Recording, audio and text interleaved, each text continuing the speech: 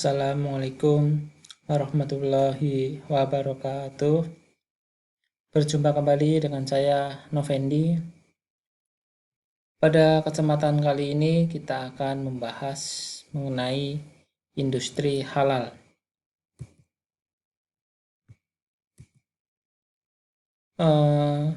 Yang menjadi latar belakang pembahasan ini adalah munculnya Undang-Undang Nomor 33 Tahun 2014 tentang jaminan produk halal, yang mana pemerintah mewajibkan seluruh produk yang ada di Indonesia, baik yang masuk ataupun diedarkan, untuk memiliki sertifikat halal.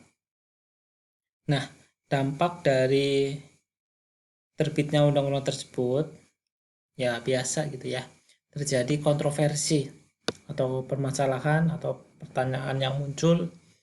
Yang pertama, apakah produk non halal tetap bisa masuk ke Indonesia? Kita tahu di Indonesia juga masih banyak beredar yang produk-produk non halal gitu kan. Apakah dengan adanya undang-undang ini itu masih boleh kan? Kemudian yang kedua, prosesnya rumit dan juga para pelaku industri belum tentu mau, karena pasti ada additional cost, biaya tambahan.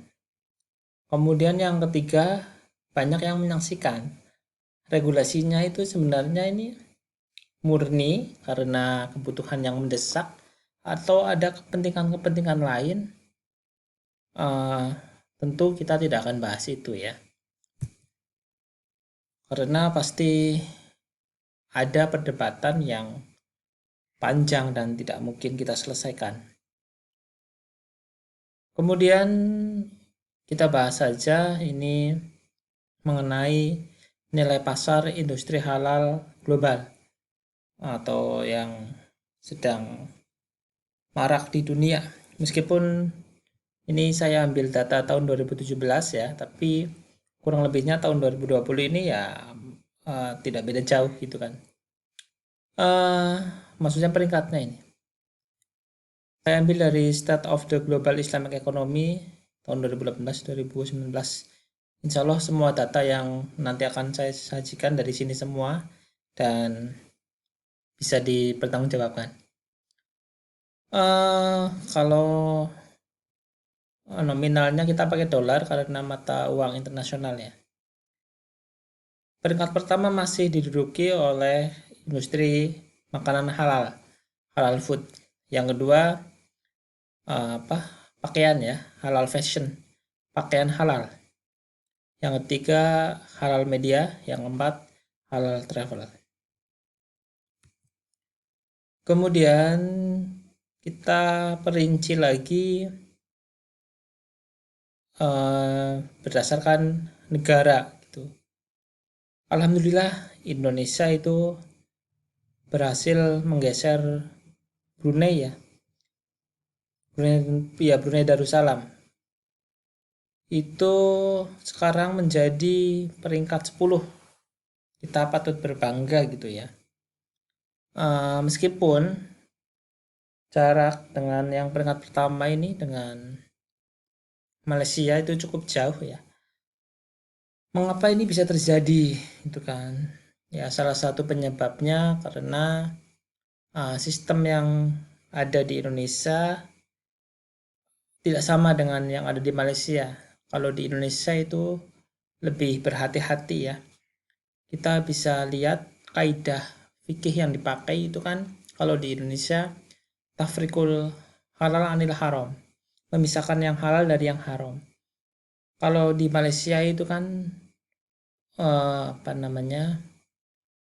umumul balwa. Nah, jadi kalau semuanya dianggap baik ya diambil gitu kan. Biar lebih mudah gini aja, saya kasih contoh ya. Kalau Indonesia ya, misalkan saya mau pergi ke masjid, di tengah jalan baju saya kotor, terkena cipratan air misalkan. Nah, itu kalau Indonesia itu karena saking hati-hatinya akhirnya pulang, balik lagi ke rumah, ganti baju, berangkat lagi ke masjid gitu. Tapi kalau Malaysia berangkat ke masjid, kok tiba-tiba di tengah jalan bajunya kotor, kecipratan air misalkan gitu ya, air hujan gitu ya, misalkan. Dia tetap berangkat ke masjid, nanti dibersihkan di masjid, gitu ya. Secara garis besar seperti itu ya. Semoga bisa dipahami gitu. Ya, kenapa kita patut berbangga? Ini nih, saya selalu ingat dawuh-dawuh beliau ya, Abah.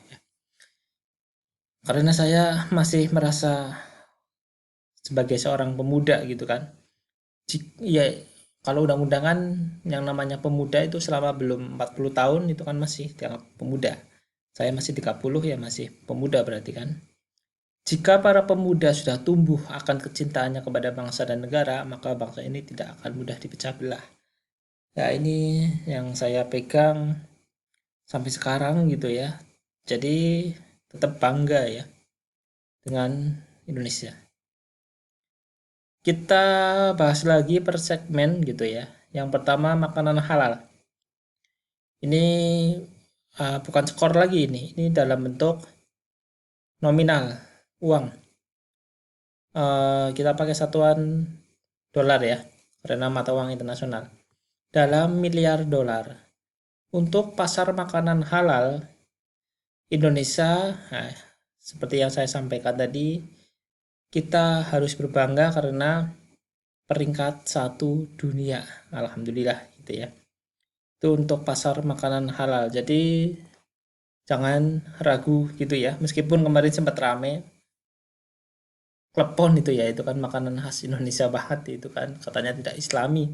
Tapi pada kenyataannya ini uh, ya enggak, Islaminya dari mana gitu kan.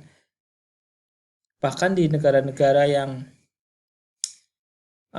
notabene bukan negara muslim, sebenarnya kita juga bukan negara muslim ya, tapi kan mayoritas penduduk kita beragama muslim.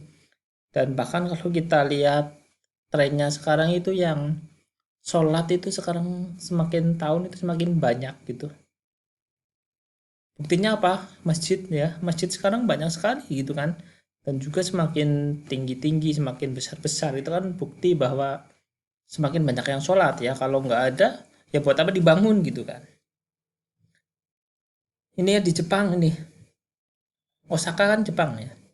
Itu bahkan sudah berdiri Osaka Halal Restoran, ya, restoran halal.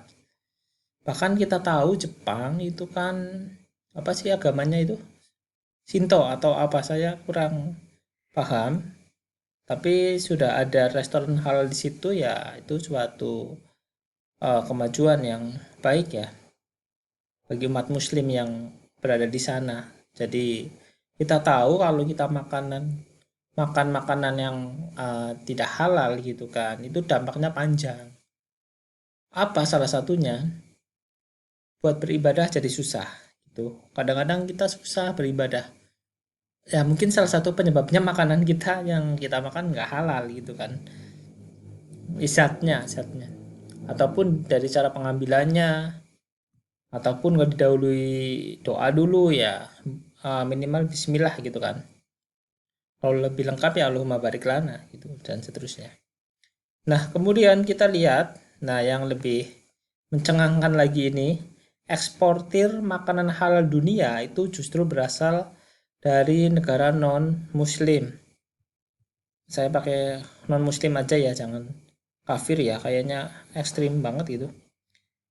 Brasil dan Australia.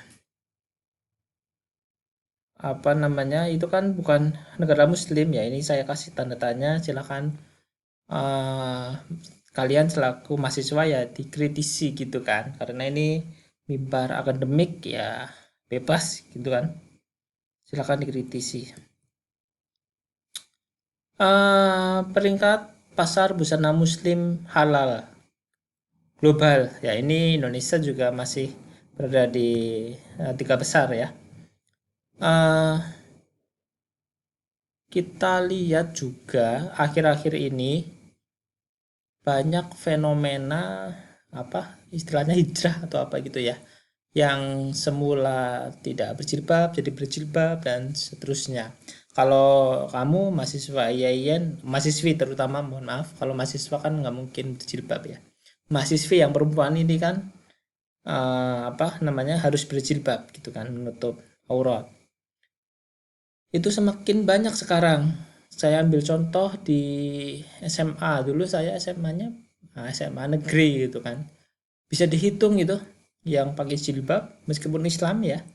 Satu kelas paling satu orang, dua orang gitu kan. Satu sekolahannya bisa dihitung dengan jari ya. Sekarang ya SMA negeri pun saya rasa yang perempuannya banyak yang berjilbab daripada yang tidak. Itu berarti kan menandakan bahwa untuk busana muslim tidak hanya jilbab gitu ya.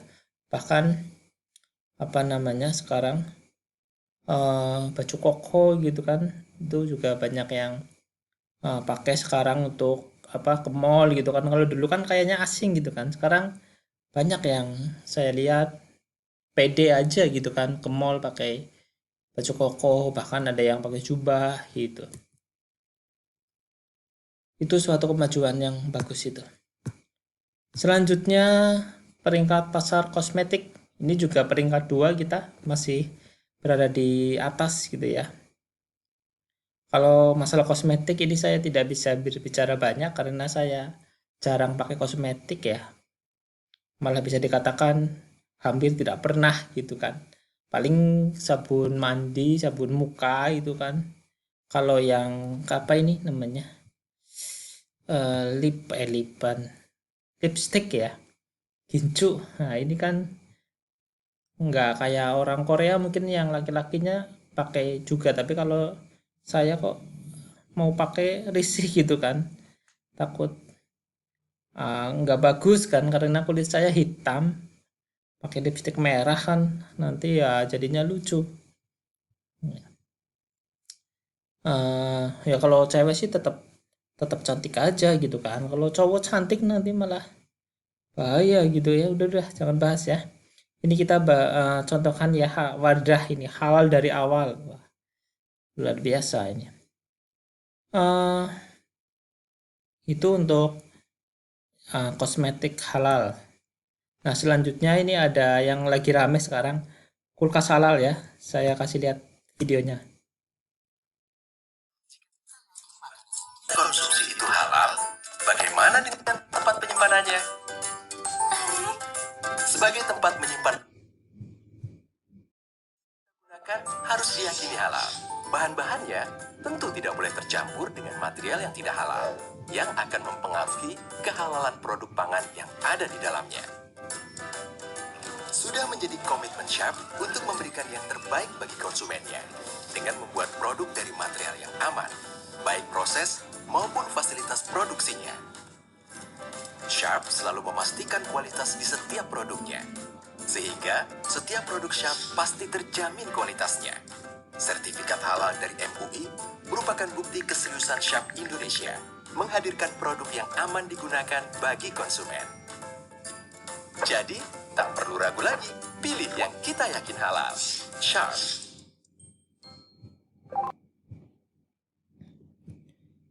Ya, itu tadi mengenai yang sekarang sedang banyak dibahas ya, selain apa namanya sertifikasi ulama itu juga rame, banyak dibahas sekarang, tapi kita tidak bahas ya, kita bahas di sini yang kulkas saja, kulkas halal ini. Ini ya masih jadi kontroversi, tapi tinggal kita melihat saja dari mana sudut pandang, karena perspektif orang kan berbeda, gitu ya.